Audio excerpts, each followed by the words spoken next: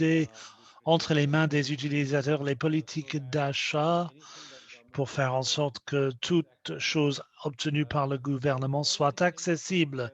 Donc, ces choses réunies vont bien sûr faire une différence. Et j'aimerais parler des efforts pour réaliser qu'il y a un pourcentage faible des personnes qui ont un accès à ces technologies. En Inde, par exemple, nous avons réuni les parties prenantes pour mettre en place une stratégie, voire 1 million, si 1 million, où l'idée, c'était de répondre aux besoins d'1 million de personnes dans les 5 années à venir. Là, il s'agit de la société civile, le gouvernement et l'industrie qui se réunissent pour mettre en place ces stratégies. Donc, encore une fois, oui, il y a un écart numérique, mais les solutions existent. Il y a de bons modèles que nous pouvons partager.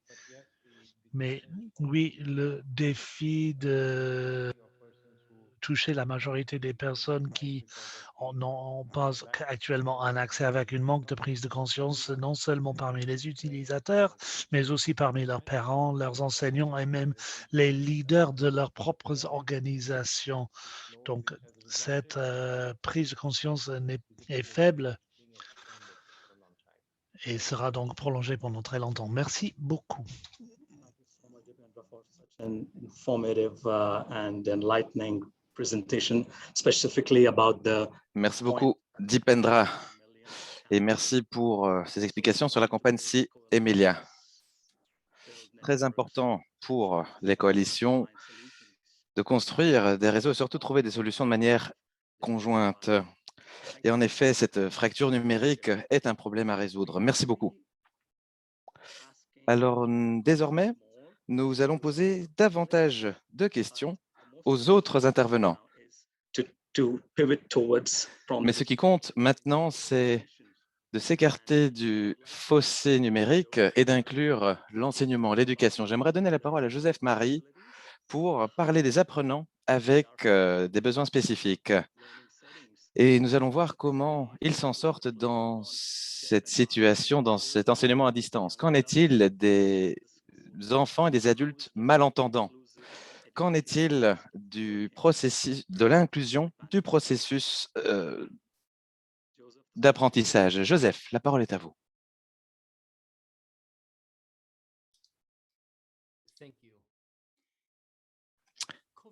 Merci. La COVID-19 a impacté la vie de tout le monde, partout sur la planète. Toujours est-il, les conséquences de cette pandémie sur l'éducation des enfants handicapés et des enfants sourds ont été catastrophiques en raison des confinements. Toutes les activités d'enseignement sont passées au virtuel et ne sont pas passées à l'enseignement à distance inclusif. L'éducation est absolument indispensable pour garantir l'inclusion de toutes les personnes handicapées dans leurs sociétés respectives. L'année dernière, l'IDEA a publié un rapport mondial sur l'éducation qui mettait en avant 10 recommandations pour les gouvernements et la société civile. Le message clé est le suivant.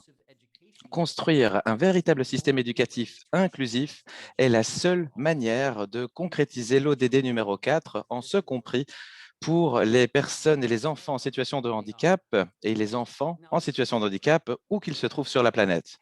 Et alors, lorsque je dis où qu'ils se trouvent, eh bien, prend un sens tout particulier lors de cette pandémie. Tout autour de nous, nous entendons parler de reconstruire un meilleur monde, mais il faut prendre un moment pour évaluer les nouvelles plateformes d'enseignement qui ont vu le jour au cours de cette pandémie. Ces plateformes ont-elles été conçues dans le respect des meilleures pratiques pour l'enseignement des enfants handicapés? Eh bien non. En ce qui concerne les enfants sourds, beaucoup de plaintes, alors 127 membres de différentes nationalités ont précisé que les enfants n'ont pas eu accès à un enseignement avec la langue des signes. D'autres organisations ont également reçu de telles alertes. Les enfants handicapés et les personnes qui s'occupent d'eux doivent avoir des mesures spécifiques pour eux. Il faut que les principes de l'IDL soient respectés, par exemple en incluant la langue des signes ou encore des sous-titres en direct, ou alors des contenus visuels adaptés aux personnes malvoyantes.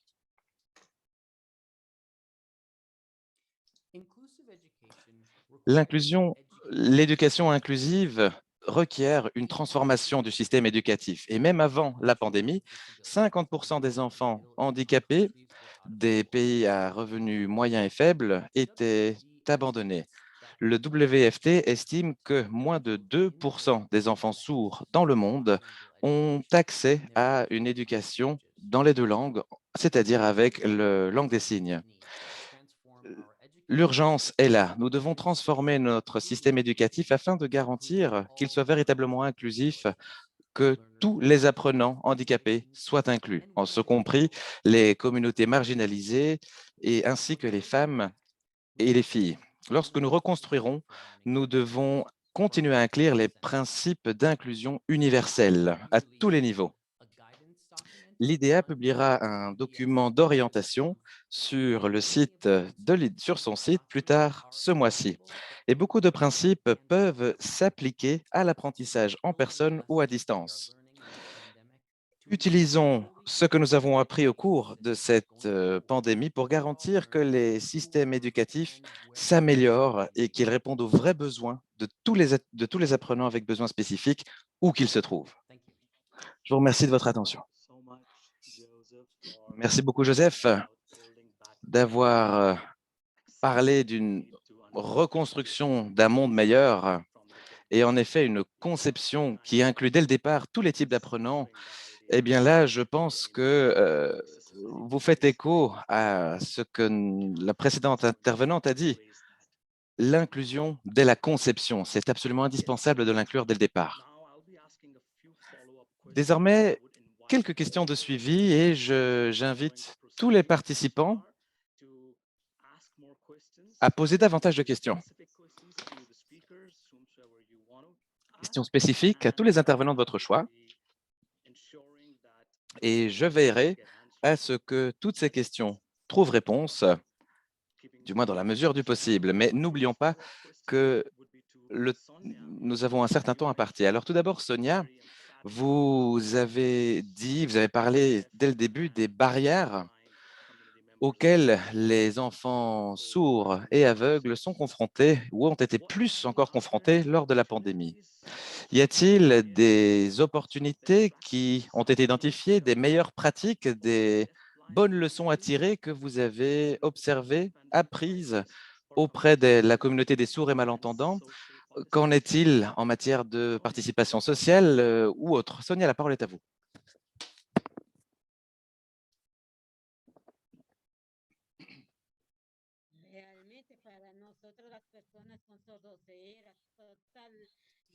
Eh bien, pour nous, les sourds et aveugles, eh bien, je dirais que les problèmes ont été très nombreux. En effet, nous n'avons pas pu participer à de nombreux événements de manière générale. Nous avons été exclus de toute forme de participation dans la société. Et désormais, nous tentons d'identifier des manières, du soutien pour que notre situation économique soit prise en compte. Comme je vous l'ai dit, au niveau économique, c'est très difficile. Les gouvernements doivent faire plus d'efforts pour nous soutenir, par exemple, fournir des interprètes, et afin de faciliter la communication entre nous. Ensuite, eh bien, ceci serait une bonne manière de lutter contre notre isolement. Parfois, nous voyons très peu, mais la plupart du temps, nous ne voyons ni n'entendons rien. Et parfois, nos problèmes sont encore plus graves. Beaucoup d'enfants n'ont pas eu accès à leur éducation et toutes les personnes qui travaillaient ont dû arrêter de travailler étant donné que ce travail ne pouvait se faire à distance. Autrement dit, il faut améliorer l'accès au travail et il nous faut également des mesures de soutien pour que nous ayons accès aux équipements adaptés, pour que nous puissions continuer à travailler. Il nous faut davantage de sensibilisation et il nous faut davantage de soutien, surtout en ce qui concerne les équipements, le matériel informatique. Certaines personnes peuvent compter sur la présence de leur famille, mais ce n'est pas le cas pour tous. Et ces proches, ces familles doivent aussi aller travailler.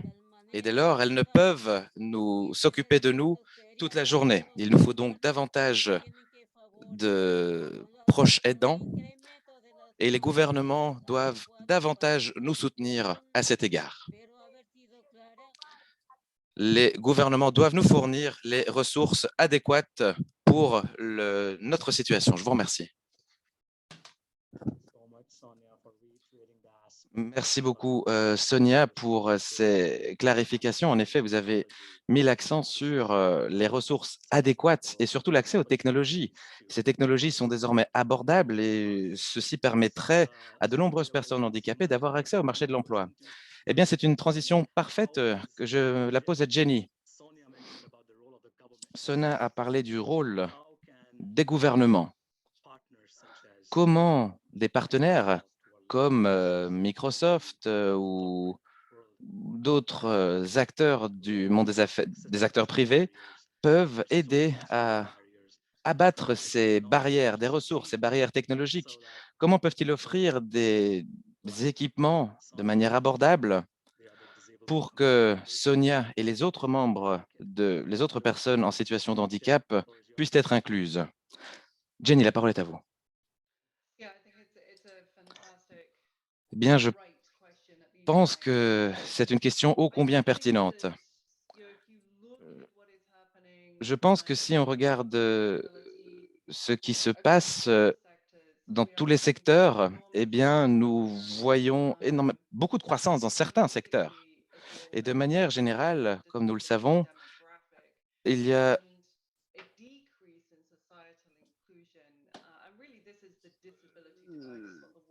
l'inclusion diminue alors que certains secteurs connaissent une croissance. Et là, je pense en effet que la technologie pourra inverser la tendance, que les technologies pourront combler le fossé, que ce soit au niveau de la sensibilisation, de l'éducation. Et les technologies permettront aussi d'abattre de nombreux obstacles, comme je l'ai dit, accès à l'emploi, accès à l'enseignement. Donc, la technologie joue un rôle central. Et je pense que la bonne nouvelle ici, eh bien, c'est l'accélération, le prix de plus en plus abordable des technologies et surtout la possibilité de rendre des environnements plus accessibles est de plus en plus facile, notamment grâce à l'intelligence artificielle. Et donc, je pense que le moment, ou plutôt que l'époque, permet ces changements, les technologies le permettent, mais la question, c'est comment? Il y a la question des coûts, la question des disponibilités, la technologie, etc. Donc, pour nous, écoutez, je dirais qu'ici, voilà,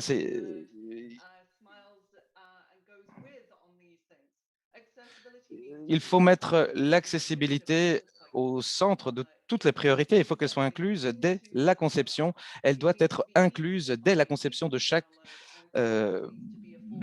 produit. Les technologies doivent être abordables ou voire gratuites. Autrement dit, il faut une association de facteurs qui nous permettrait de garantir cette inclusion. Mais selon moi, il y a quelque chose qui illustre mon propos.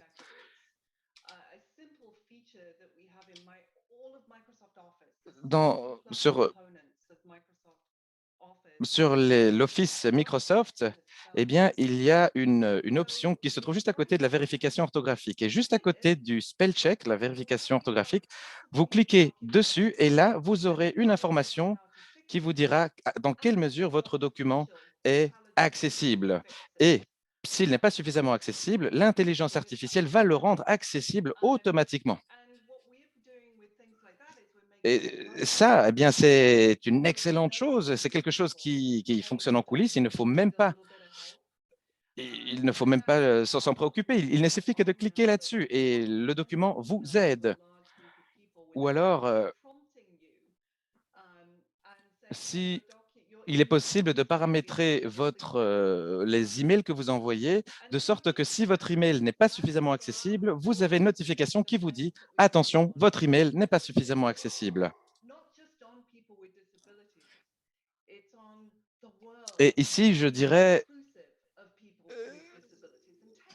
que l'objectif est de faire changer les mentalités, que tout le monde prenne conscience qu'il faut œuvrer en matière d'accessibilité. Donc, moi, je suis très enthousiaste quant à ce qui peut arriver, mais je le répète, il nous reste beaucoup de pain sur la planche pour y parvenir.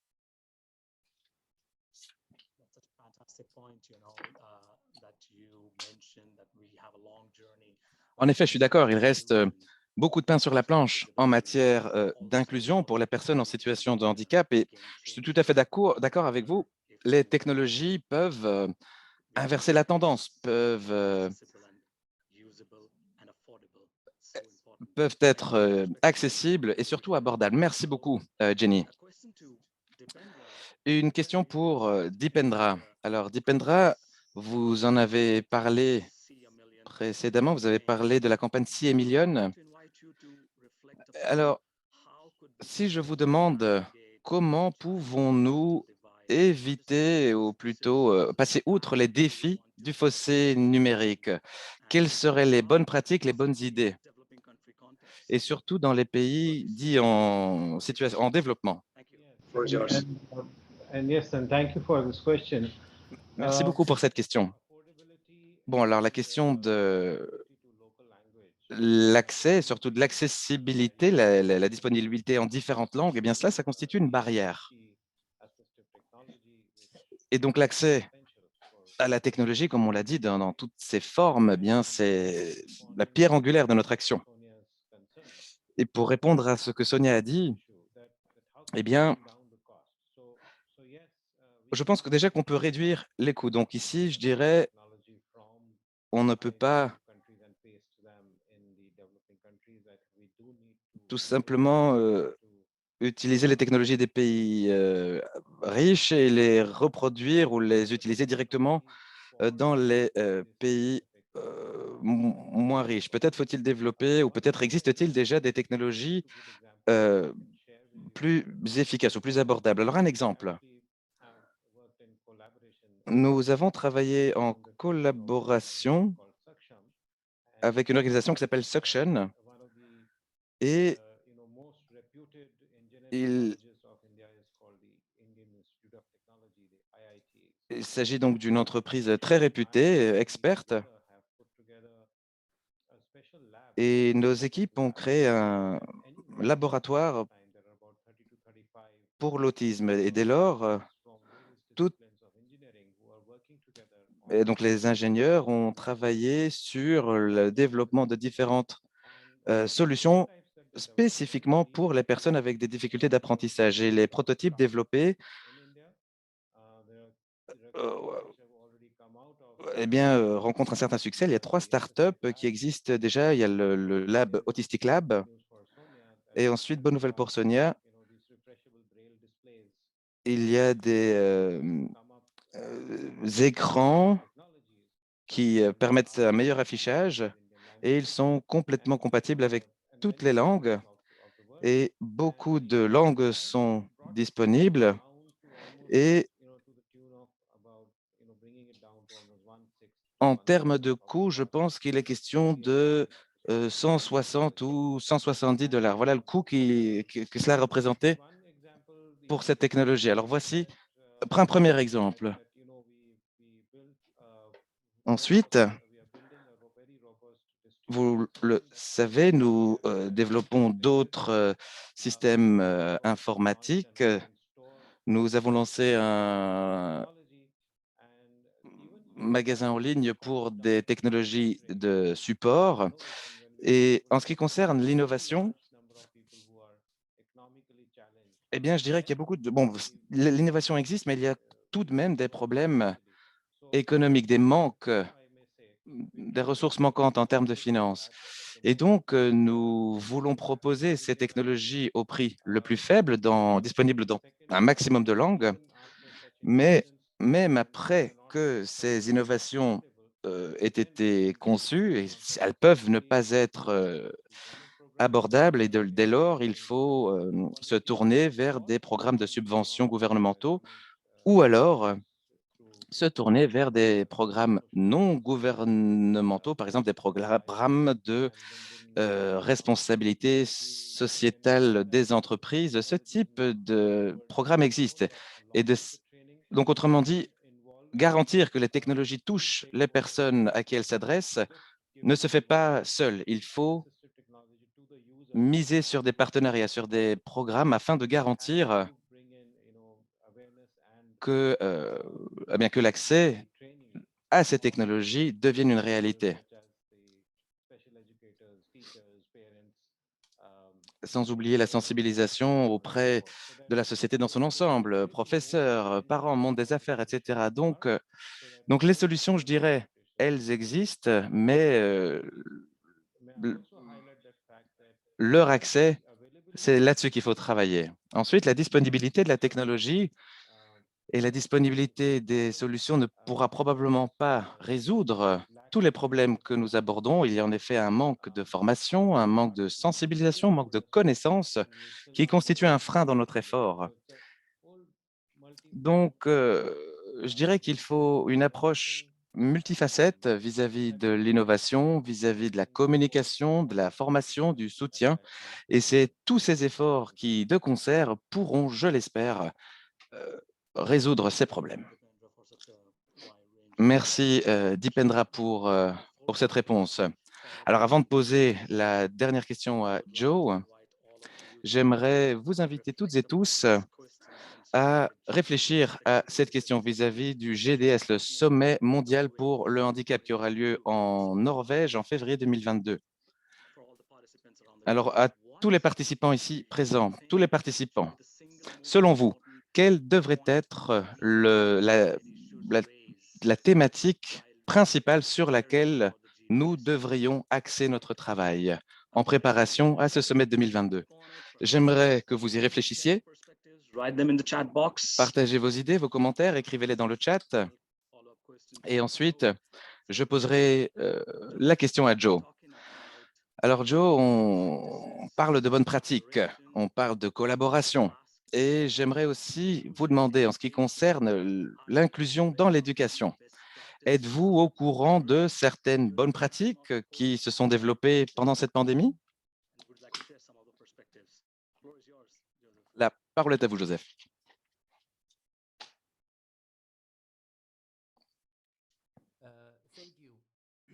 Merci beaucoup.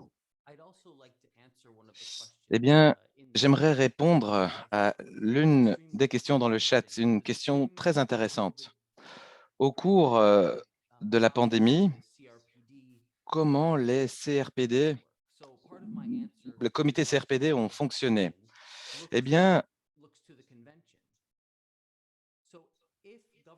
si les gouvernements comprennent leurs obligations, c'est-à-dire leur obligation de mener à bien les objectifs du CRPD, eh bien, ils doivent prendre leurs dispositions en termes d'enseignement. Le WFD a publié différents documents en matière de bonnes pratiques pour l'enseignement pour les enfants sourds. Et nous avons de nouveaux documents qui se concentrent sur l'enseignement à distance pour les enfants sourds.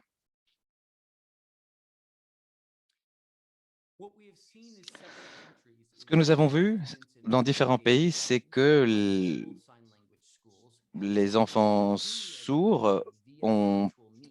certains enfants sourds ont pu continuer l'enseignement à distance grâce à l'expertise de certaines écoles qui proposaient un enseignement à distance. Toujours est-il, beaucoup d'enfants qui n'ont pas pu compter sur ce type d'école n'ont pas pu jouir d'un enseignement d'une telle qualité.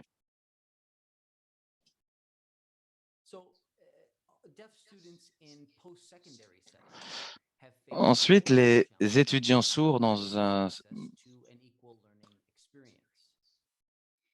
plus âgés ont également connu des problèmes en termes d'enseignement.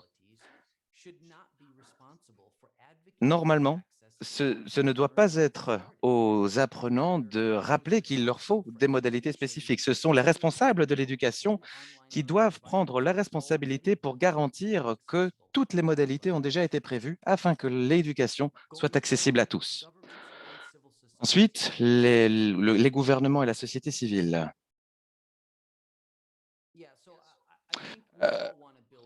Je pense que tous, nous voulons reconstruire un meilleur monde et pour y parvenir, les gouvernements et la société civile doivent développer une révision globale du système éducatif pendant la pandémie.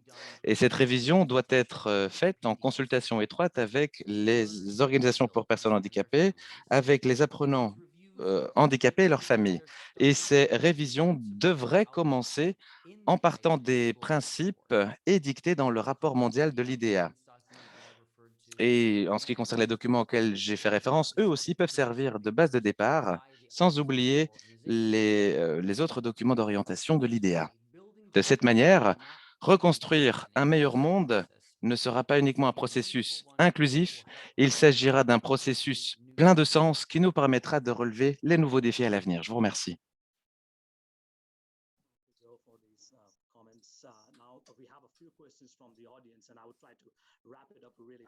Très bien, alors, merci pour ces réponses. Nous devons bientôt clôturer. Alors, cette question, Jenny,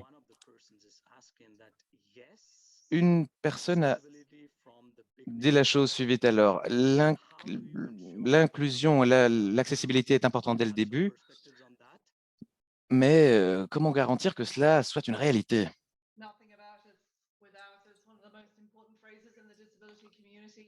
Bon, mais en effet, je pense c'est un point ô combien important. Alors, ce n'est pas que des mots, mais de manière plus générale, il faut que l'accès en personne ou à distance soit inclus dès la conception. Il doit être encastré, pour ainsi dire, dans la technologie, dans le système. Ça doit être inclus dès le début.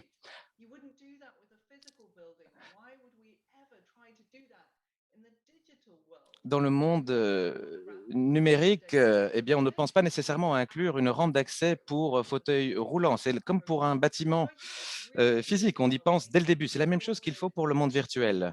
Nous devons garantir que toutes les perspectives, toutes les conclusions soient incluses dès la conception. Et voilà, c'est ce qui compte véritablement pour nous. Alors, si vous ne savez pas si quelque chose est accessible, eh bien, à vous posez les bonnes questions. Faites les tests nécessaires pour vous en assurer. Et bon, ceci se ferait dans le monde physique, alors faisons-le encore mieux dans le monde numérique. Et en ce qui concerne le point suivant, eh bien, je dirais ce qui compte beaucoup, ce qui compte le plus pour nous, eh bien, c'est notre plateforme DAD. Alors, c'est un système de soutien pour les personnes sourdes. Et c'est un soutien. Et là, nous réceptionnons à peu près 15 000 appels téléphoniques par mois et nous proposons des services gratuits, traduction en français, espagnol, etc. Et nous sommes capables d'aider les personnes en situation de handicap, eh bien, nous leur proposons des formations, nous les aidons à résoudre des problèmes, quels qu'ils soient. Et aussi, nous recevons une richesse incommensurable de données qui nous permettent d'améliorer notre action. Autrement dit, c'est dès le début, dès la conception, qu'il faut inclure tous ces éléments. Une question pour Sonia avant de terminer. Sonia, vous avez parlé de l'inclusion, les questions de l'inclusion. Est-ce que CRPD a été efficace pendant la période de Covid? Est-ce que cela a marché dans les différents pays de l'Afrique que vous avez cités dans votre présentation? Comment est-ce que vous direz par rapport à cela, Sonia, brièvement?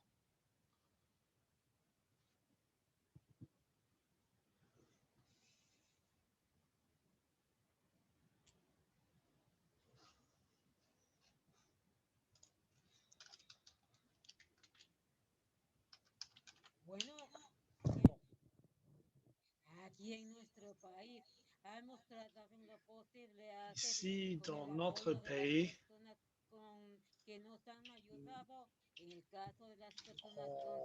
on avait un soutien de beaucoup de personnes. Nous avons essayé d'avoir une technologie pour nous aider et des interprètes ont été clés. Mais nous n'y avons pas tous accès. Cet appareil que vous voyez ici coûte $1 400 plus les frais d'expédition. Il y a aussi un risque que cela ne sera pas livré. Donc, il n'est pas facile d'avoir accès aux équipements. Certaines institutions nous ont aidés, ont fourni un soutien, mais pas pour tout le monde. Nous sommes privilégiés parce que beaucoup de personnes n'ont pas eu accès à ces équipements et il faut mettre fin à cette marginalisation. Il faut que notre gouvernement d'Équateur nous soutienne encore plus. Nous avons besoin de soutien pour les sourds aveugles parce que les sourds aveugles manquent de beaucoup de soutien et il nous faut de nouvelles politiques, de nouvelles lois pour être incorporés dans le système juridique. Là, je veux dire plus de soutien de la part des institutions. Merci beaucoup, Sonia, d'avoir souligné le fait qu'une reconnaissance au niveau juridique et la mise en œuvre des lois sont cruciales pour réaliser l'inclusion compréhensive. Désolé, nous n'avons plus de temps, donc merci à tous les orateurs, Sonia, Jenny, Dipendra, Joe, pour vos contributions. Merci à tout le monde qui a posé des questions. Désolé de ne pas avoir inclus toutes vos réponses parce que le temps passe vite. Donc, je vais maintenant passer la parole à la séance suivante qui s'intitule « Nos communautés dans la vraie vie, la vie réelle ». Comment doit-on vivre de manière indépendante dans la communauté? C'est maintenant Alexandre Côte de l'UNICEF. C'est tout de mon côté maintenant. Bonjour depuis Norvège. Merci, Katan. Avant de passer à la séance suivante, nous allons faire une pause de 10 minutes avant de passer la parole à la séance de Alex. Donc, on revient dans 10 minutes.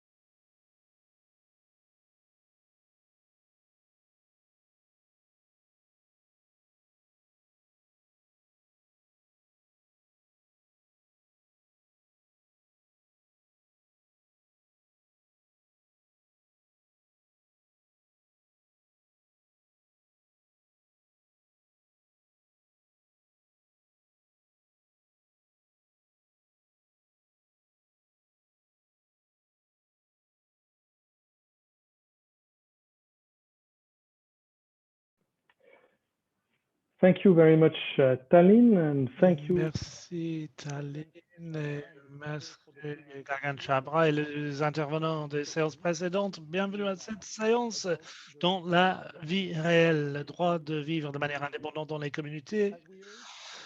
Comme nous avons entendu l'évaluation que les personnes en situation de handicap, ceux qui ont vécu pour la première fois pendant le confinement, c'est une situation commune pour beaucoup de personnes en situation de handicap ou qui vivent à l'écart ou dans des situations bien loin de situations de travail. Donc, le droit de vivre de manière indépendante au sein des communautés s'applique à travers à chaque étape de la vie. Et pour s'y faire, il y avait un besoin de mécanismes de soutien pour permettre de faire des choix de l'autonomie. Nous avons entendu parler du besoin des interprètes et tout autre besoin de soutien pour ces séances. Tout ce qui génère des coûts pour ces éléments-là. La crise de COVID-19 a confirmé la capacité limitée pour les pays de faibles et de moyens revenus en matière de soutien. Nous avons entendu qu'il n'y avait quasiment pas de système de soutien existant dans des pays, ce qui a fait en sorte que certaines familles étaient censées couvrir la plupart des frais et fournir tout soutien. Mais COVID-19 nous a aussi démontré l'impact dévastateur de COVID-19 dans beaucoup de pays. Et il y a beaucoup de préoccupations qui font en sorte que l'impact à long terme de la crise de COVID-19 va aboutir à des politiques de l'austérité qui vont porter atteinte au système de soutien existant. Et avec nous, nous avons 3 orateurs très intéressants qui vont nous parler plus des besoins de diversité de soutien, de diversité à travers le cycle de vie et pour parler des leçons tirées de la crise de COVID-19 et ce que cela veut dire pour une reprise inclusive. Nous avons Bargavi Tavar, directeur de transformation des communautés pour l'inclusion, Transforming Communities for Inclusion, Fatma Wangara, coordonnateur régional de inclusion internationale en Afrique, à Kenya, et Adolf Ratzka, fondateur de Independent Living Institute de Suède. Donc, j'aimerais commencer par inviter Bargavi à parler. Bargavi, bonjour. Vous êtes à la fois enthousiaste pour les droits des personnes en situation de handicap, en plus de leader en service pour l'inclusion. Vous avez travaillé pour permettre aux communautés d'œuvrer de manière respectueuse pour les droits des personnes en situation de handicap. Vous avez mis en place un projet d'institutionnalisation récemment axé sur les femmes et les institutions. Vous allez nous parler des impacts variables de COVID-19 et le confinement sur les communautés pauvres urbaines où ils travaillent. Est-ce que vous pouvez, où elles travaillent, est-ce que vous pouvez nous parler des défis pour continuer à fournir un soutien à travers la crise de COVID-19. Est-ce que vous pourriez nous en dire un peu plus de coopération et de soutien qui ont eu lieu au niveau des mécanismes du gouvernement? Bargavi, vous avez la parole. Merci beaucoup, Alex. Je suis ravi d'être ici avec vous. On a commencé dans les populations de revenus faibles. Nous avons eu un projet de l'inclusion pour les personnes en situation limitée, sans institutionnalisation et pas d'activité avec le soutien, des systèmes de soutien disponibles à ces personnes en situation de handicap et cela serait disponible à proximité de là où ils habitent. Cela ne marcherait pas seulement avec les personnes en situation de handicap, mais irait plus loin en termes des sociétés en s'engageant avec les familles et d'autres personnes. Nous avons beaucoup éléments pratiques en matière de soutien et de l'inclusion au niveau du foyer. On n'a pas considéré qu'il s'agissait d'une responsabilité de l'État. Le gouvernement a pu soutenir, mais ce que nous avons appris, que il y avait besoin de 4 stratégies pour l'inclusion, avec un soutien, l'accès à capital social, un accès aux services génériques et spécifiques, y compris en termes de réponse à la crise. Le projet a commencé par 30 000 personnes et maintenant on touche 800 000 personnes, en étant le projet le plus important en termes d'accès dans la région de l'Asie-Pacifique. On n'avait jamais imaginé que ce n'était pas notre travail en tant que DPO. On n'avait pas beaucoup de soutien de la part du gouvernement. L'inclusion ne fait pas partie du cadre du gouvernement, bien que on avait des choses très spécifiques. Il y a des programmes pour empêcher l'institutionnalisation de beaucoup de personnes. On a appris que la création de systèmes de soutien des communautés nécessitait des zones d'intervention spécifiques, et cela ne peut pas être confus avec la santé publique ou de réanimation, où des actions sont fournies par l'État. Il s'agissait de les inclure au niveau des communautés, des femmes qui étaient en place avant la pandémie, avec le soutien des programmes existants. La vie des communautés pendant une période de pandémie, comme on connaissait, a été très touchée par une perte de travail, pauvreté et décès, avec un système de santé avec peu de ressources, pas de soins d'urgence, avec des systèmes de soutien sur lesquels nous dépendons se sont écroulés lorsqu'il a fallu faire face à la situation agricole. Nous plaidoyons pour cette situation pendant très longtemps.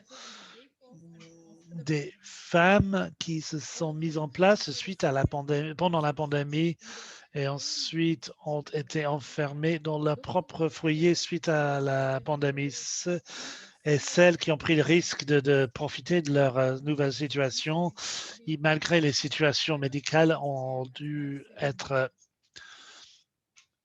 transportées dans des situations d'urgence. Nous avons appris que de telles institutions ont beaucoup d'impact sur la santé de leurs intervenants pendant bien des années, de pouvoir restaurer cette situation après la pandémie. Tandis que dans notre programme, nous avons parlé de développement de capacité de logement et de l'emploi et de bien-être. On n'avait pas prévu l'impact de mise à niveau de santé pour avoir une remise à niveau pour une prise de décision après la pandémie.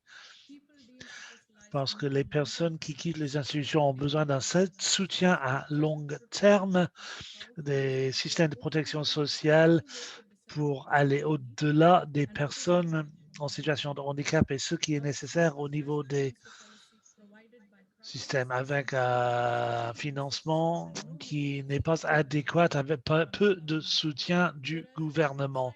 Tandis que de l'intérieur de l'institution,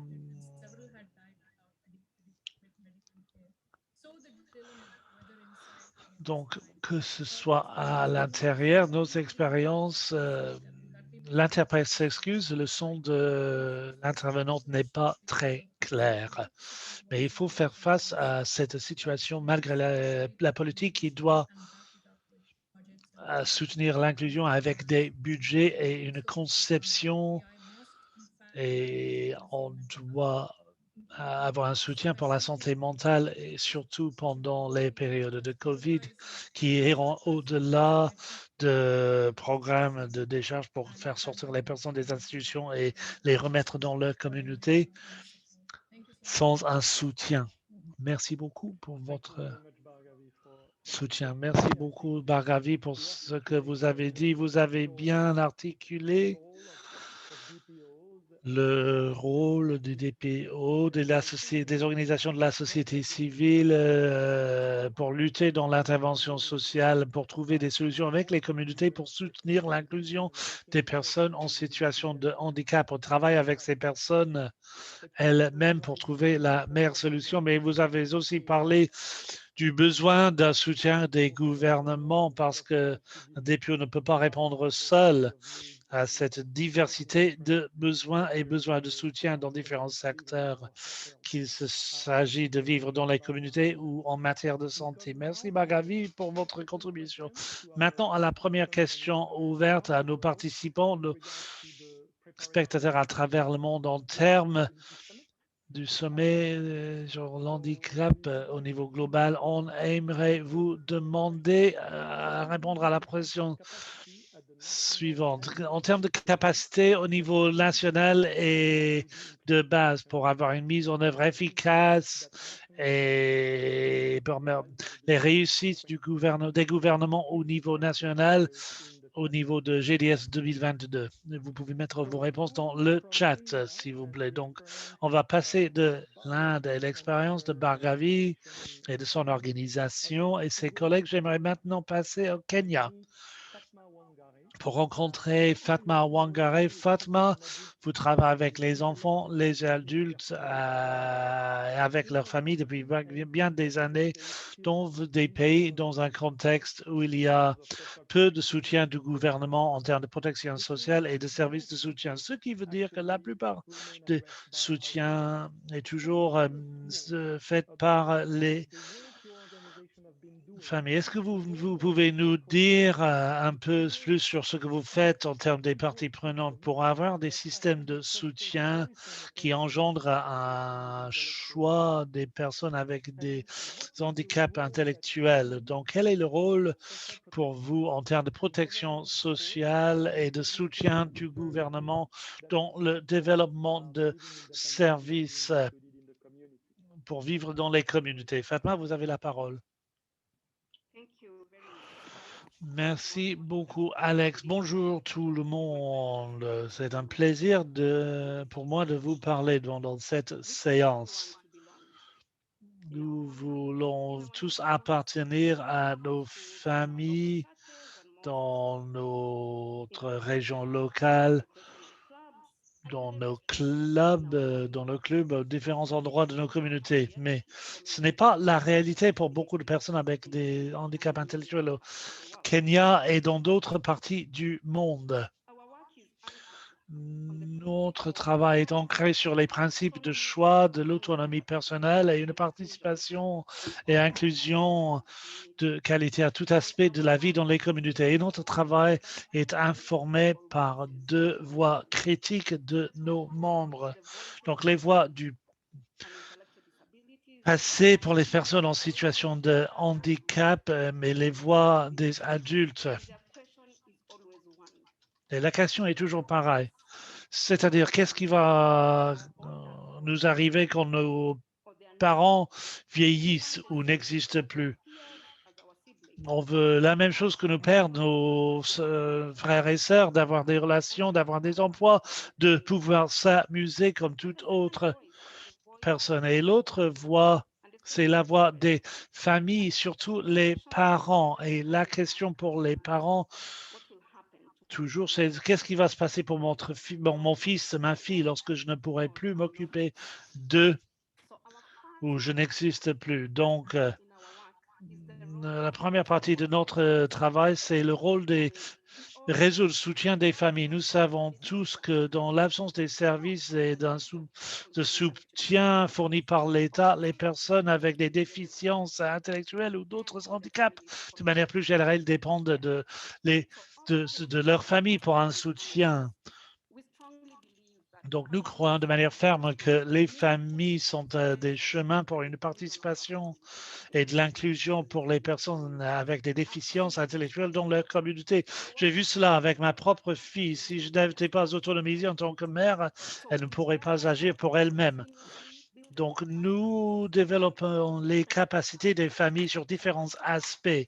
Donc, parmi les aspects, comme vous savez, selon les lois, les CRPD, le plaidoyer au niveau local, nous créons aussi des réseaux, des plateformes pour s'engager de manière utile avec les parties prenantes et les communautés. Il y a le besoin aussi pour eux de plaidoyer pour des services inclusifs au niveau de leur propre communauté. Donc, parmi les exemples que nous avons vus au fil des années, au niveau des familles, pour cibler les enfants avec des défiances intellectuelles, pour pouvoir mobiliser les réseaux au niveau des groupes. Et ils ont pu plaidoyer ensemble pour des services de soutien dans leur foyer, dans leur communauté. Un autre exemple, c'est vous regardez les services de soins, les familles ont pu se réunir, surtout les mères qui travaillent avec 2, 3 mères en situation de déficience intellectuelle pour s'occuper de ces enfants, tandis que d'autres mères vont travailler ou choses similaires. Cela, pour beaucoup de familles, pouvoir payer un soutien est très important, très cher au Kenya, surtout lorsque vous avez un enfant avec des déficiences intellectuelles importantes. Une autre question importante en matière d'immatriculation, nous savons qu'un grand nombre d'enfants, d'adultes avec des déficiences intellectuelles ne sont pas immatriculés comme citoyens juridiques lorsqu'ils atteignent l'âge de 18 ans. Ils ne sont pas immatriculés comme voteurs, comme électeurs, donc ne peuvent pas voter comme d'autres. Donc, on fait beaucoup de travail avec le département d'immatriculation pour faire en sorte qu'ils soient enregistrés à travers différents niveaux pour pouvoir participer dans leur propre communauté. Nous travaillons aussi avec le Conseil pour les personnes handicapées pour faire en sorte que les enfants, les adultes avec des déficiences actuelles soient immatriculés comme tels dans le pays. Donc, pour la jeunesse et les adultes, nous avons 6 groupes du plaidoyer autonome et ces groupes du plaidoyer autonome sont aussi des réseaux de soutien des pairs pour les personnes en situation de handicap. Donc, nous fournissons beaucoup de formations pour considérer différents aspects de la vie des communautés sur, par exemple, les formations des droits de l'homme, de numérisation, par exemple, en collaboration avec des parents qui travaillent avec les hôpitaux sur les formations des droits de santé, des formations sur une participation politique et d'autres formations. Et parmi les activités entreprises par les groupes, il s'agit d'une prise de conscience au niveau des communautés, avec une participation au niveau des différents groupes dans les communautés sur les événements culturels, des exercices d'entretien, des sorties sociales et d'autres activités dans les régions. On a vu pas mal d'adultes avec des déficiences intellectuelles qui sont ancrés dans les communautés avec leurs propres emplois, leur propre famille. On fait confiance au soutien naturel que nous avons développé depuis des années, y compris le marché local, les personnes qui travaillent au niveau des salons de coiffeurs au niveau local, qui travaillent dans un supermarché, qui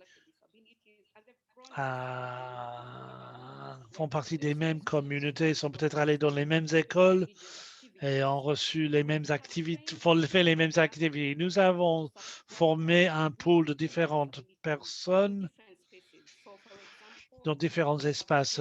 Donc, nous avons par exemple formé des intermédiaires pour soutenir les partenaires, pour pouvoir agir avec les services juridique. Nous avons mis en place des bénévoles pour soutenir des adultes avec des déficiences intellectuelles, surtout pour avoir un accès aux services de santé. On a formé des formateurs pour aider des adultes avec ces déficiences intellectuelles pour s'engager dans un travail de qualité et de l'emploi. Donc, considérer la protection sociale et son rôle en matière de soutien des personnes à travers les cycles de vie. Parmi les choses que nous avons inclus, c'est que les services seuls ne vont pas permettre aux personnes d'être incluses dans la communauté. Il faut voir une transformation complète de l'organisation de nos communautés pour être plus inclusif. Donc, on considérait différents espaces, que ce soit l'éducation inclusive, l'emploi inclusive en matière de santé, participation sociale, les aspects culturels aussi. Donc, parmi les rôles de protection sociale, c'est de soutenir les coûts liés aux handicaps pendant toute la durée de vie pour permettre aux personnes de participer à un niveau égal avec d'autres membres de leur communauté. Merci Alex, c'est à vous. Merci beaucoup Fatma d'avoir partagé vos expériences. Je pense que vous avez souligné l'importance d'une diversité en termes de votre approche. Vous avez montré de manière importante comment on travaille avec le système d'immatriculation de développement de frais de soutien pour ces personnes, mais aussi investir dans les personnes handicapées en matière d'autoplaidoyer, mais aussi travailler avec les familles, les communautés pour apprendre comment soutenir les personnes handicapées pour engendrer plus de choix. On a déjà des questions là-dessus dans le chat et nous allons revenir là-dessus un peu plus tard. Merci beaucoup, Fatna. Nous avons parlé d'Inde, de Kenya, avec des personnes avec des déficiences intellectuelles. Cela est un élément important parce qu'il y a beaucoup de formations, de discussions dans le passé avec cette idée que de vivre de manière indépendante au niveau des communautés était une chose pour les pays riches plutôt. Et nous avons vu depuis l'adoption de CRBD un changement de narratif, c'est-à-dire de vivre dans des communautés, c'est un droit universel qui est mis en œuvre de manière différente à différents endroits. Je vais maintenant passer en Suède à Adolf Ratska. Adolf, vous avez plaidoyé pour le droit de vivre de manière indépendante pendant toute votre vie. Vous avez vu le développement du mouvement de vivre de manière indépendante dans l'article 19. Vous avez vu beaucoup de changements pendant votre vie dans les manières dont votre pays et d'autres pays fournissent un soutien aux personnes en situation de handicap. Le COVID-19 a encore une fois démontré les questions importantes au niveau des institutions, mais aussi souligné les questions liées aux personnes plus âgées en situation de handicap et ce lien des questions en étant une personne plus âgée et en matière d'institutionnalisation.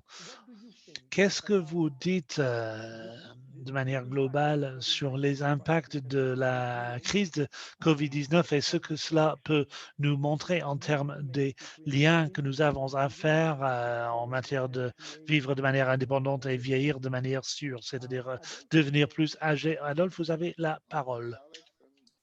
Merci beaucoup. Merci Alex, bonjour à tous. Alors, je vais répondre à votre question en vous présentant mon autobiographie. Le mois prochain, cela fera 60 ans que je suis handicapé, que j'utilise des dispositifs de respiration mécanique, comme vous le voyez, et que je suis sur une chaise roulante.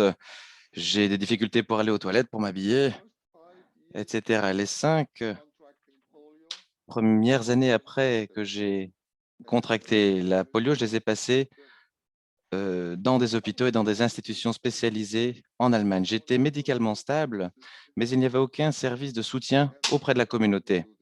Et ma mère ne pouvait s'occuper de moi. En 1966, je suis sorti de l'Institut grâce à une assistance personnelle.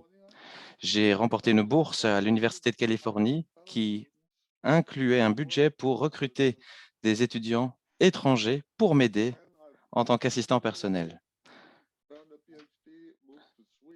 J'ai ensuite obtenu un doctorat, je suis allé en Suède, j'ai fondé une famille et j'ai commencé à travailler sur les politiques en matière de personnes handicapées, etc. Beaucoup d'actions. Ma vie a été très riche et ce, grâce à un soutien personnel. Le soutien personnel a été la fondation qui m'a permis de mener ma vie. Sans assistance personnelle, j'aurais vécu en institut. Je serais probablement mort il y a plusieurs décennies. Je me considère comme une personne ordinaire. Je n'ai pas de talent particulier, mais ce qui me caractérise cependant, c'est que j'ai eu droit à de l'assistance personnelle toute ma vie adulte. Et c'est malheureusement l'exception qui confirme la règle. Plusieurs millions de personnes partout dans le monde auraient pu avoir une vie aussi riche que la mienne. Ils auraient pu réaliser leur potentiel s'ils avaient eu droit à cette assistance personnelle. Cela veut dire des allocations publiques directement sur le compte en banque de l'assistant, ainsi que des formations pour ces assistants personnels.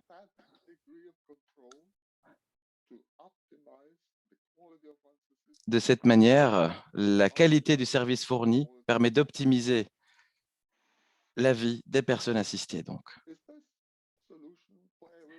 est-ce que c'est une solution qui convient à tout le monde? Est-ce que cela peut se marier avec la vie quotidienne? Qu'en est-il des personnes qui ont des problèmes psychosociaux? Qu'en est-il des autistes, des personnes qui souffrent de démence? Avec un soutien lors de la prise de décision de la part des proches, des amis, eh bien, beaucoup de personnes de ce groupe pourraient vivre sans être un poids pour leur famille.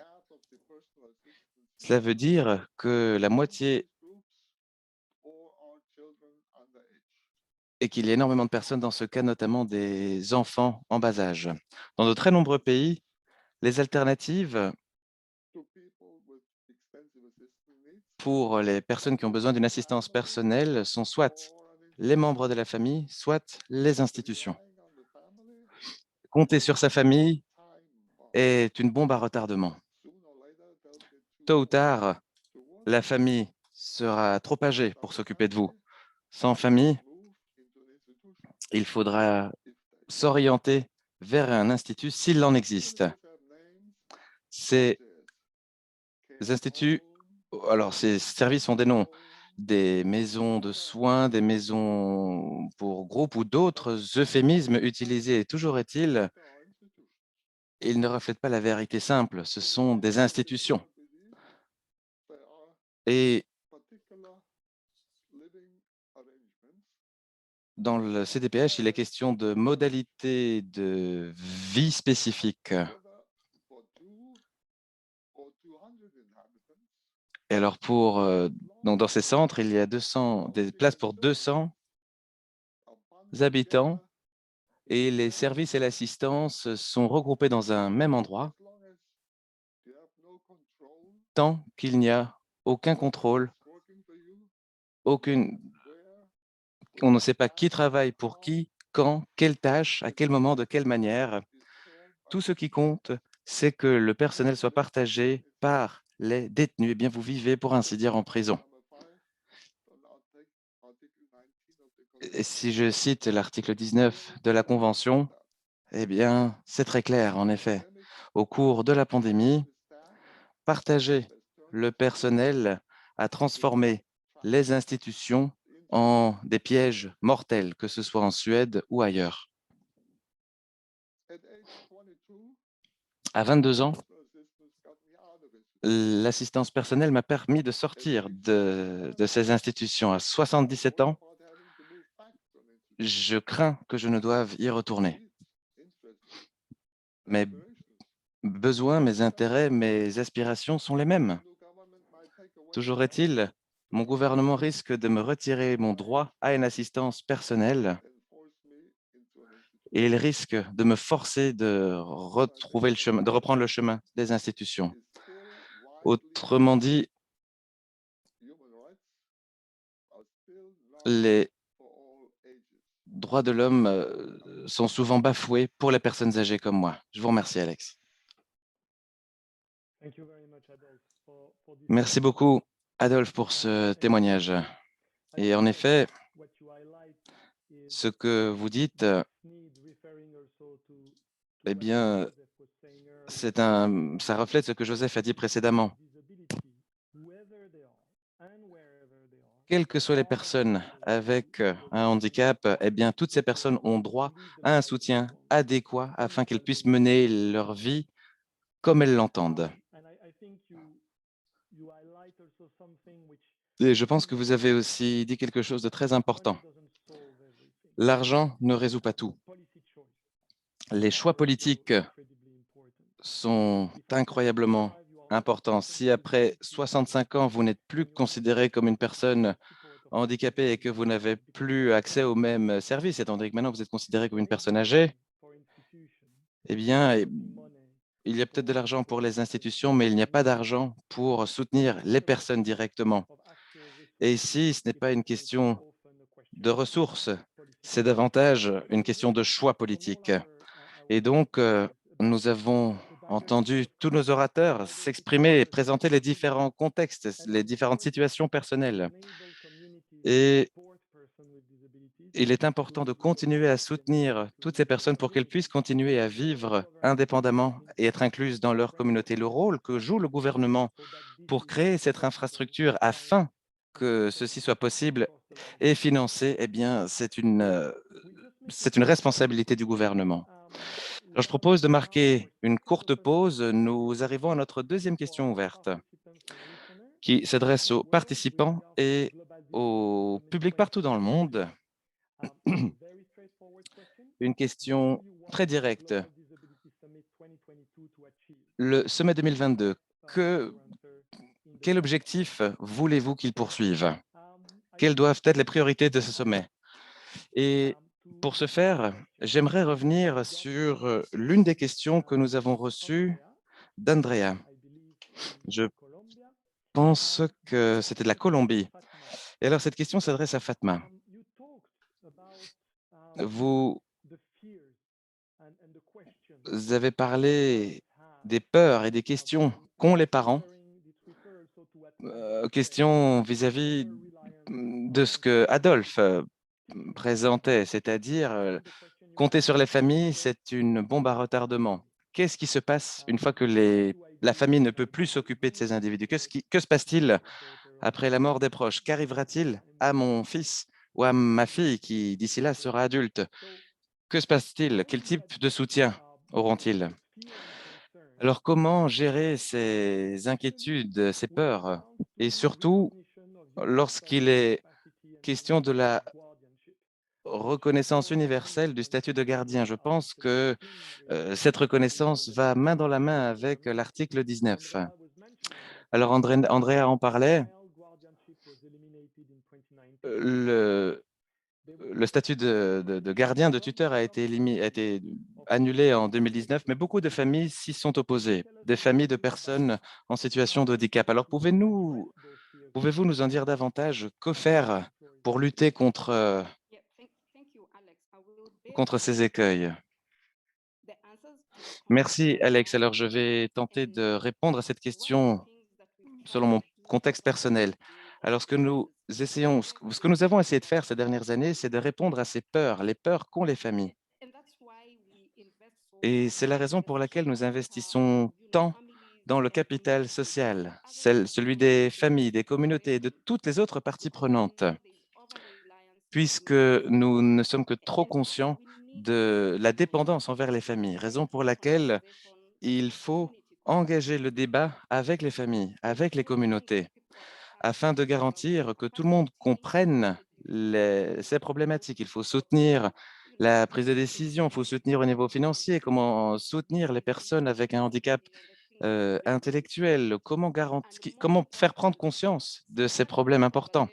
Et il faut commencer ce débat avec les familles, surtout lorsque les enfants sont encore très jeunes. Comme vous le savez, le travail que nous faisons, eh bien, bon, les familles sont parfois différentes, mais, co- mais comment pouvons-nous garantir que les ressources financières parviennent à ces familles, surtout pour les familles qui ont une personne avec un handicap mental? Et je pense ici que d'énormément de familles sont concernées, raison pour laquelle il nous faut approfondir le débat. De quoi parlons-nous? Parlons-nous de vivre de manière indépendante ou parlons-nous du fait que tout le monde doit avoir le choix de vivre seul? Et qu'en est-il de leur autonomie? Mais ce que nous voyons, c'est que nous sommes tous interdépendants. Personne ne veut être seul. Je veux faire partie de ma famille, de ma communauté. Autrement dit, je dirais que c'est une position très complexe. Position très délicate, mais une chose est sûre, c'est que nous devons parler de ces peurs, de ces inquiétudes, et ce, dès le plus jeune âge. Il faut en parler et il faut continuer à investir en activités de plaidoyer, notamment. Il ne faut pas pointer du doigt les familles, que du contraire, il nous faut développer des compréhensions communes. Il faut qu'elles comprennent que ces familles, que leurs enfants ont des droits et que je veux faire tout ce que je peux pour soutenir mes enfants. Et je suis ouverte à toute possibilité de soutien pour ma fille ou mon fils, tant que des garde-fous sont en place pour garantir le respect et la dignité de ces enfants. J'espère avoir répondu à votre question. Merci, Alex. Thank you very much, Fatma. Indeed. Merci beaucoup, Fatma. Alors, en effet, je dirais que l'un des défis récurrents auxquels nous sommes confrontés dans tous les contextes, The reluctance, eh bien, c'est la réticence de croire que l'inclusion est possible. C'est difficile de croire que le soutien, l'assistance peut être disponible. Et c'est véritablement là que l'intervention gouvernementale doit avoir lieu par le biais du financement d'organisations pour les personnes handicapées, pour construire ces infrastructures au niveau local. Ça, c'est indispensable. Et j'aimerais brièvement revenir sur Bargavi. Alors là, vous avez identifié différents éléments qui étaient ô combien pertinents. J'aimerais... Bon, alors il y a énormément de choses à faire, ça c'est sûr. Il y a le sommet mondial qui aura lieu en 2022. Alors selon vous, par rapport à ce que vous avez appris au cours de cette pandémie, par rapport au travail que vous avez effectué, eh bien, quelle est votre priorité? Il y a beaucoup de choses à faire, mais selon vous, quelle est la priorité? Quelle serait votre priorité absolue parmi toutes les autres priorités? Bargavi.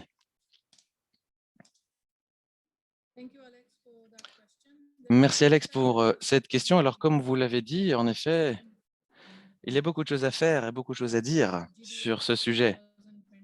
Le sommet de 2022, bon, nous aurons du pain sur la planche. Toujours est-il, j'aimerais dire que l'inclusion c'est une question politique très pratique, très pratico-pratique. C'est une. Je pense que nous avons tous des expériences en la matière et je dirais que l'inclusion, bon, parfois, elle peut être vue comme quelque chose de très abstrait, surtout au sein des communautés. Dès lors, les législateurs, les gouvernements n'y font pas véritablement attention. Et bien sûr, il faut il faut commencer par la reconnaissance de cet impératif et surtout qu'ils mettent en place euh, des actions pratiques pour y parvenir. Il y a beaucoup d'exemples pratiques qui ont déjà montré que c'est possible, peu importe le contexte, peu importe la région. Les gouvernements doivent reconnaître la nécessité de concrétiser l'inclusion. Par exemple, la protection sociale ou le soutien au logement, eh bien, c'est absolument indispensable, tout comme le soutien envers les familles. C'est indispensable partout, que ce soit au nord ou au sud, à l'est ou à l'ouest, en Inde aussi.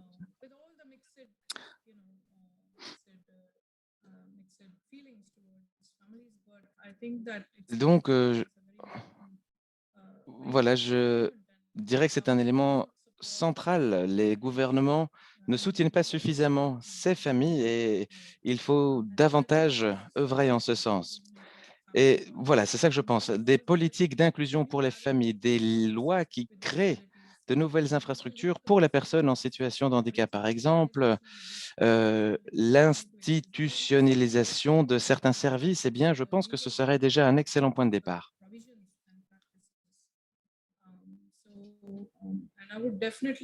Et moi, je mettrais ma toute première priorité vis-à-vis de la protection sociale, le logement et l'emploi. Thank you very much. Je vous remercie. Very much, Bhargav. Merci beaucoup, Bargavi.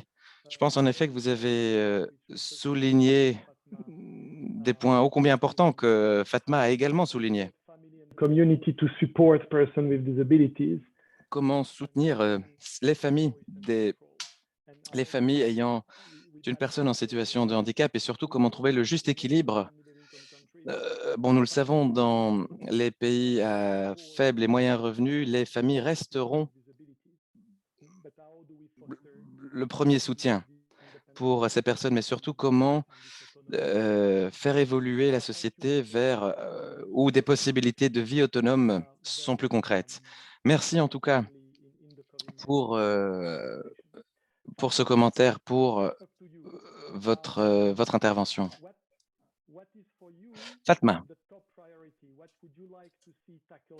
selon vous, quelle devrait être la première, l'absolue priorité lors du sommet de l'année prochaine afin de garantir que le monde post-Covid permettra à ces personnes de vivre de manière autonome et indépendante? Fatma. Merci beaucoup, Alex. Bon, je dirais qu'il faut se concentrer sur plusieurs problématiques. J'ai entendu tout ce que nos intervenants ont dit aujourd'hui. Et voilà, il y a beaucoup de problèmes. L'inclusion dans l'éducation, surtout dans le Sud global. Et là, je pense qu'il y a encore des progrès à faire et nous voulons davantage d'engagement de la part de nos gouvernements. Les apprenants avec des difficultés d'apprentissage ne doivent être laissés sur le côté. Nous l'avons vu au cours de la pandémie, beaucoup de ces apprenants ont tout simplement été oubliés. Ils n'ont pas été inclus dans le train de l'apprentissage à distance. Numéro 2, l'emploi. Et tendre la main vers ces personnes vulnérables, sous-représentées. Comment pouvons-nous engager un débat concret afin de garantir que toutes ces personnes soient assistées, afin qu'elles aient un emploi plein de sens au sein de leur communauté? Et il ne faut pas aussi oublier le rôle des familles. Je dirais que les familles doivent être soutenues. Il-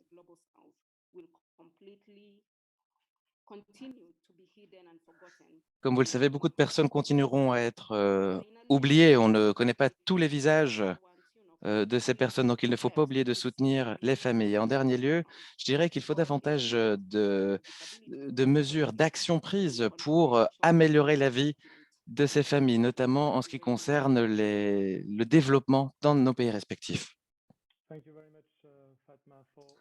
Merci beaucoup, Fatma, pour cette conclusion. Merci. Et en effet, je pense que lorsque l'on considère l'article 19, nous avons le choix. L'article 19b, mais aussi l'article 19c, garantir que tout soit inclusif, sans oublier l'éducation et le reste. Si nous voulons que les parents d'enfants en situation de handicap croient en l'inclusion, eh bien tout commence par l'éducation. Adolphe, je ne sais pas si c'est parce que vous êtes le doyen, mais en tout cas, vous avez l'honneur de nous donner le commentaire de fin. Alors, qu'en est-il? Que pensez-vous de cette pandémie? Qu'en est-il? Quelles sont vos leçons? Et surtout, quelle doit être la priorité absolue lors du sommet de l'année prochaine? Adolphe. Merci, Alex. Bon, ben, selon moi, les leçons à tirer de cette pandémie sont les suivantes. Nous devons inclure les personnes âgées. Cela veut dire nous devons développer des services d'assistance tout au long du cycle de vie de ces individus, pour les enfants, les adultes et les personnes âgées.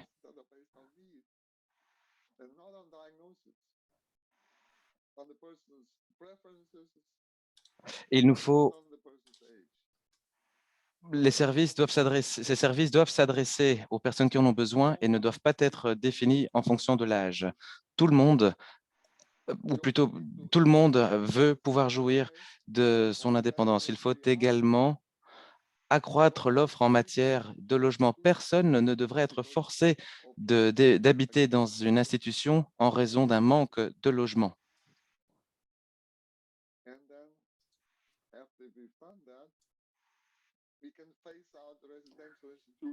Et je dirais aussi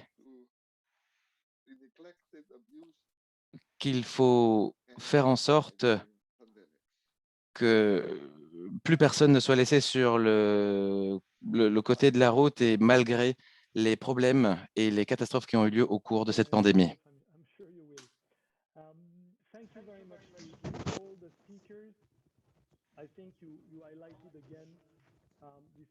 Merci beaucoup à tous les intervenants. Vous avez démontré l'importance de créer un soutien à travers à tout moment. Et Bogali a parlé du logement. Nous savons que cela est une question très importante. Vous avez aussi dit quelque chose de très important, Adolphe. Personne ne doit avoir à déménager vers les institutions. Il faut avoir le choix de vivre au niveau des communautés avec un soutien pour s'y faire. Où que vous soyez et qui que vous soyez. Merci à tout le monde pour vos contributions. Merci pour vos questions, votre participation. Je vais maintenant passer la parole à José Fiera. José, vous avez la parole. Merci, Alex. Bonjour à tout le monde. Je vais commencer par dire que je pense que nous pouvons célébrer encore une fois la possibilité de se réunir en tant que mouvement pour discuter non seulement de ce que nous voulons de la part des gouvernements, les agences au niveau multilatéral, d'autres organisations de la société civile, mais aussi pour dire que la communauté globale, ce que nous pouvons contribuer si nous voulons jouer un rôle clé dans la définition de notre avenir. Entendre toutes les présentations que nous avons écoutées aujourd'hui, ce qui est clair, c'est qu'il reste beaucoup à faire.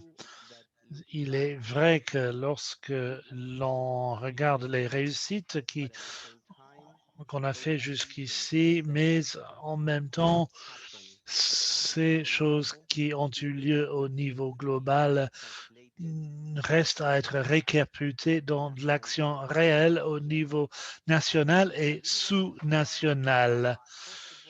Je veux commencer en évitant de résumer ce qui a été discuté parce que je pense que vous avez toutes et tous prêté une attention toute particulière aux intervenants.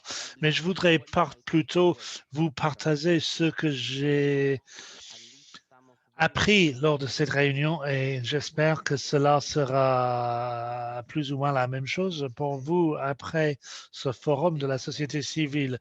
La pandémie a en fait ne rien fait de nouveau pour nous, mais cela nous a rappelé des situations très difficiles vécues par des personnes en situation de handicap. Bien sûr, la pandémie ne nous a rien dit qu'on ne savait pas déjà, mais en fait, cela a démontré au gouvernement, les sociétés de secteur privé, les fondations privées, les agences au niveau multilatéral, les défis pour les personnes en situation de handicap suite aux conséquences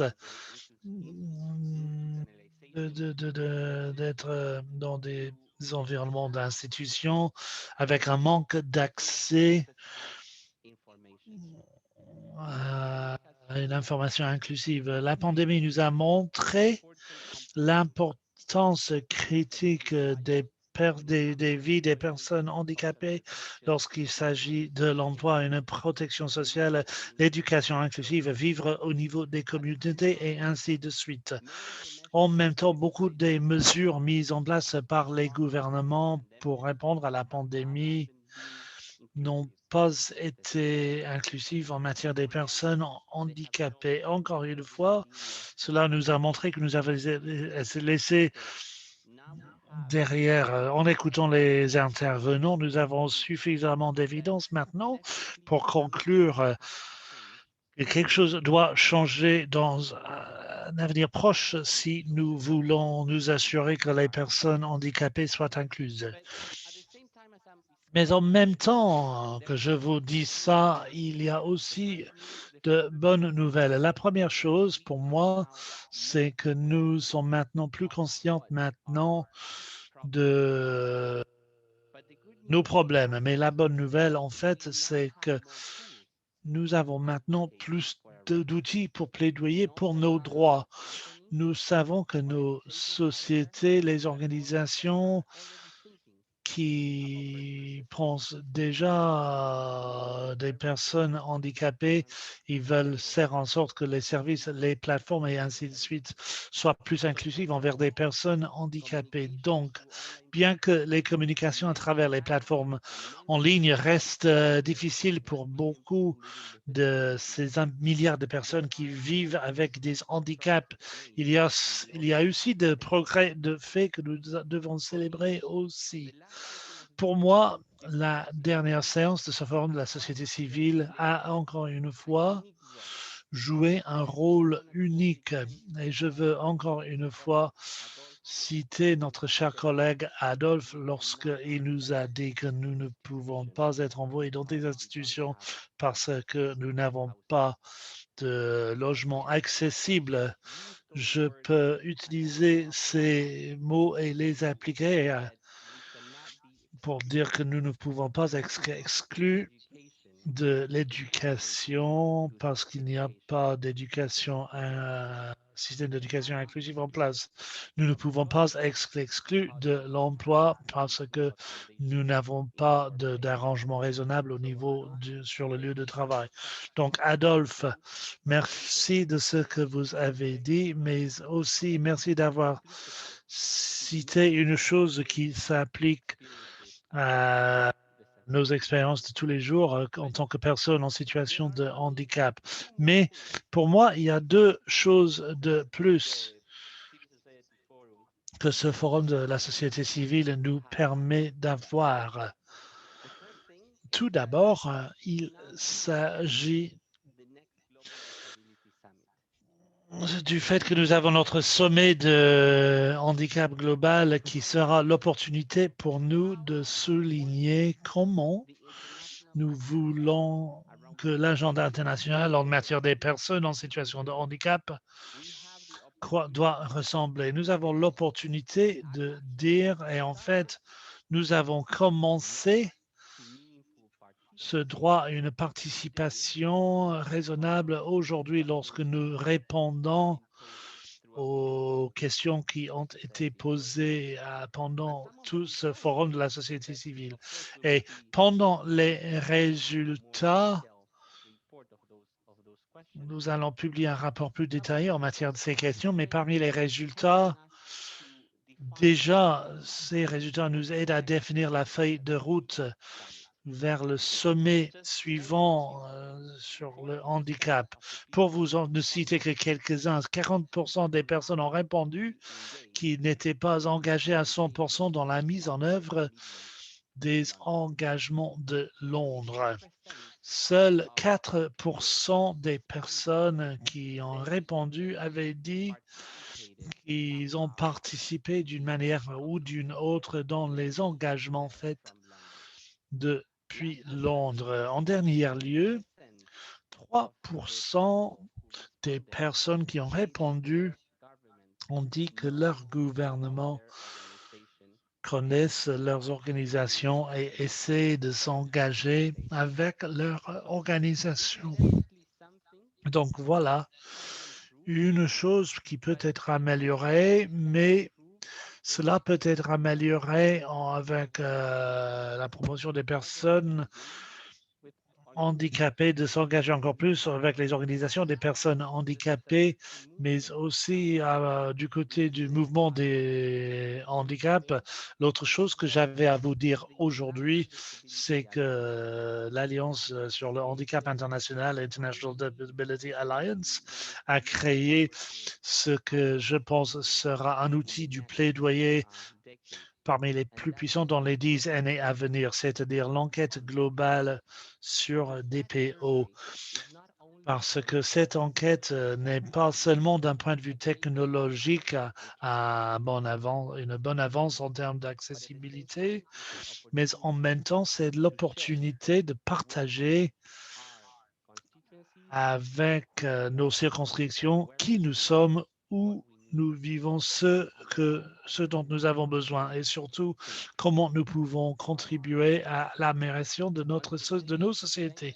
Encore une fois, merci à tout le monde d'avoir participé à cette réunion. Il reste beaucoup à faire, mais il y a beaucoup de choses aussi à célébrer. Donc, apprécions la conférence à venir et restons en contact.